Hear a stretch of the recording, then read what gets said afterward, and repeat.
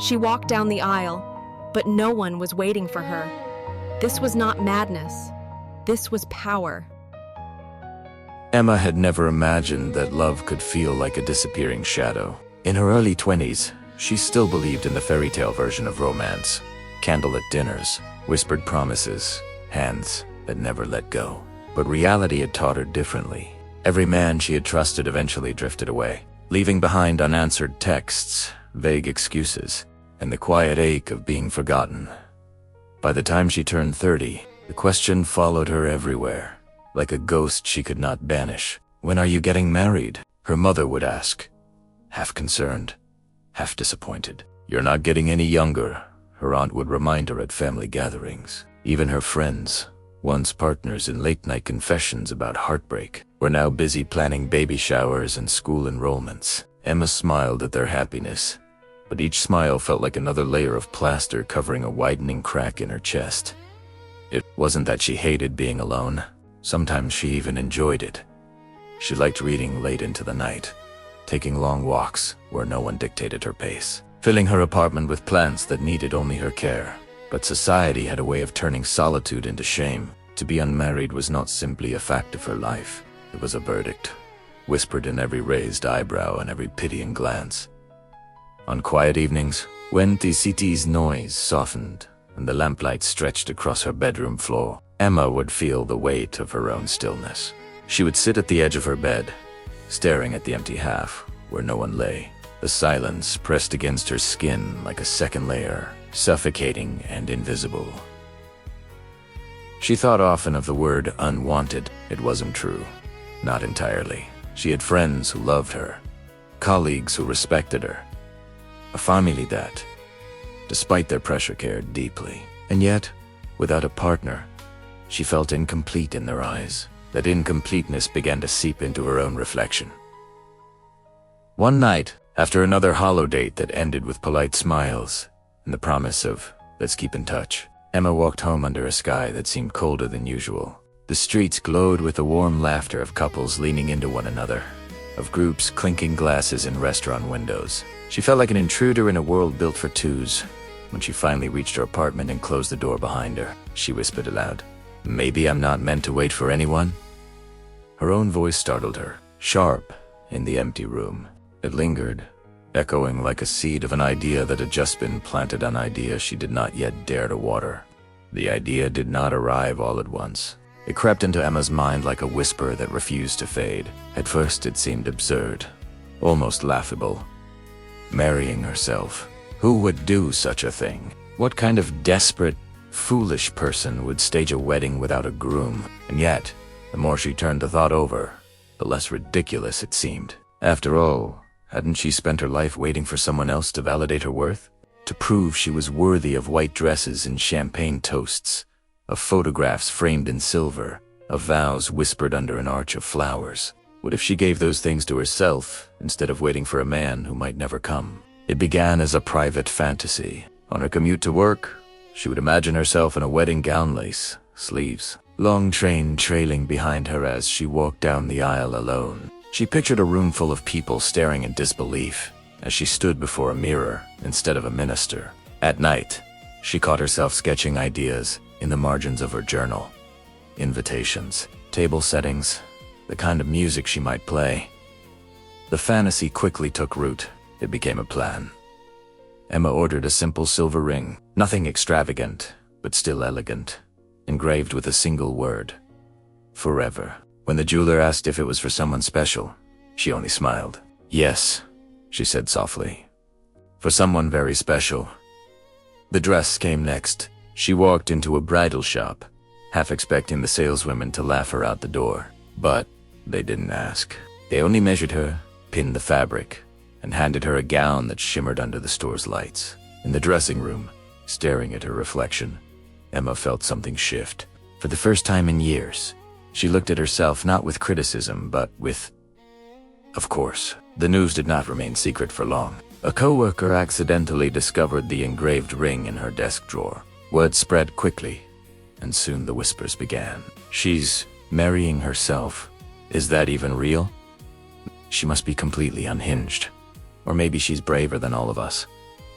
Her mother begged her to reconsider. Her friends rolled their eyes, so may we PD. Some with discomfort, but Emma had never felt more certain of anything. She wasn't doing this to mock tradition or to shock anyone, though she knew it would.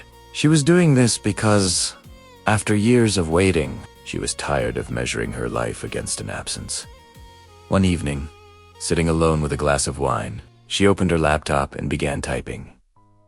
Emma Williams requests the honor of your presence at a celebration of The words looked strange, even ridiculous, on the glowing screen, and yet they felt right. She pressed send. The invitations were out. The decision was made. The morning of the wedding dawned with a pale gold light spilling through Emma's curtains. For a moment, as she lay still in bed, she almost believed it was a dream, but then her eyes fell upon the gown, hanging like a ghost at the edge of her wardrobe, and the reality of the day swept through her. This was not a rehearsal, not a fantasy scribbled in her journal. Today she would marry herself. Her hands trembled as she slipped into the dress. The fabric was cool against her skin, hugging her waist, flaring softly around her legs. She pinned her hair herself, curling strands with meticulous care, fastening a single white flower above her ear. Looking into the mirror, she whispered, "You are enough." The words were not dramatic, not even particularly confident, but they were true. The ceremony was held in a small rented hall, nothing extravagant, but bright with strings of white lights and simple vases of lilies along the aisle. A few dozen people had gathered. Curious co-workers, skeptical relatives, and a handful of friends who supported her if only because they admired her stubbornness. Some guests had come out of fascination, others out of pity, but all of them had come. Whispers filled the room as Emma entered. Some chuckled behind their hands. Others looked away, embarrassed. Yet a surprising number simply watched, eyes wide, as if they were witnessing something fragile and extraordinary. She walked slowly down the aisle, each step echoing louder than the last. There was no groom waiting at the altar, only a tall mirror framed in white roses. It was her reflection she was walking toward, her own steady gaze holding her. When she reached the mirror, she paused. For a heartbeat, the silence was unbearable. Then she drew in a breath and began to speak. "I've spent years waiting for someone else to tell me I am worthy. Years believing that love could only come from outside myself. But today, I make a different choice. Today, I vow to love and honor the woman I see in front of me, not just in moments of joy, but in moments of loneliness and doubt. I promise to forgive her mistakes, to cherish her dreams, and to never abandon her." Her voice shook, but she continued, "I vow to be faithful to my own heart, to stand by myself when the world is cruel, to celebrate myself when no one else will. And above all, I vow to never forget that I am whole, even when I am alone." There was a rustle of movement among the guests. Someone stifled a laugh. Someone else wiped away a tear. Emma lifted the silver ring from a small box. She slipped it onto her own finger, her hands trembling but sure. A soft gasp rippled through the room, as if people were only now realizing that she meant every word. No priest pronounced them bound. No official certificate was signed. And yet, as Emma stood there, looking into her own eyes, she felt a weight lift from her shoulders. For the first time in her life, she felt complete. When she turned to face the room, the applause was hesitant, uneven, but it was real. A few clapped politely. One friend cheered. Others shifted uncomfortably in their chairs. It didn't matter, because Emma wasn't performing for them.